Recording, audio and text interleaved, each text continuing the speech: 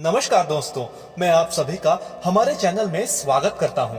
आज नवरात्रि का दूसरा दिन है और दूसरे दिन में देवी को कौन से रूप में पूजा जाता है, इस रूप का महत्व क्या है और इस रूप के पीछे की कहानी कथा क्या है, ये आज हम जानेंगे।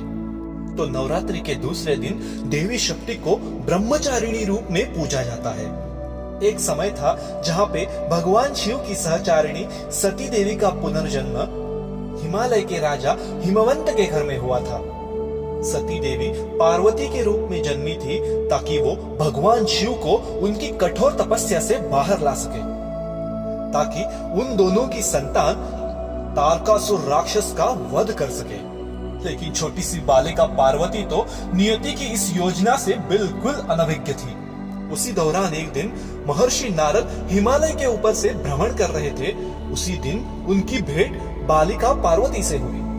बालिका पार्वती को देखते ही महर्षि नारद ने उसे उनके दिव्य रूप में पहचान लिया और पार्वती को उसके जीवन के लक्ष्य से अवगत कराया। और महर्षि ने पार्वती को यह भी बताया कि उन्हें अपने मूल स्वरूप का ज्ञान होने के लिए और भगवान शिव से मिलने के लिए कठोर तपस्या करनी पड़ेगी। और महर्षि नारद ने उन्हें कठोर तपस्या के लिए तैयार भी किया। शीघ्र ही छोटी सी पार्वती ने घर जाके अपने माता पिता को अपनी तपस्या करने का निर्णय बताया। निर्णय के बाद अगले हजारों सालों तक देवी पार्वती तपस्या में लीन हो गई। तपस्या के शुरुआती दिनों में पार्वती ने फल और कंदमूल खाके अपना जीवन व्यतीत किया। उसके बाद कई साल केवल सब्जियां और पत्ते खाके जीवन व्यतीत किया।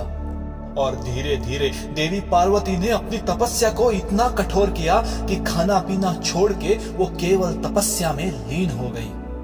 अपने वैयक्तिक सुखों का त्याग करके जप, तप और व्रत में लीन होकर केवल ब्रह्म का आचरण करना, इसे ही ब्रह्मचर्य कहा जाता है। और इतनी घनघोर तपस्या करके ब्रह्मचर्य का आचरण पार्वती ने किया, इसीलिए उनके इस रूप को ब्रह्मचारिणी रूप कहा जाता है। उन्होंने इतनी तपस्या की कि सारे विश्व में इसी की चर्चा होने लगी और आखिर में ब्रह्मदेव उन्हें प्रसन्न हो गए और देवी पार्वती का भगवान शिव से विवाह करने की इच्छा को वरदान दे दिया।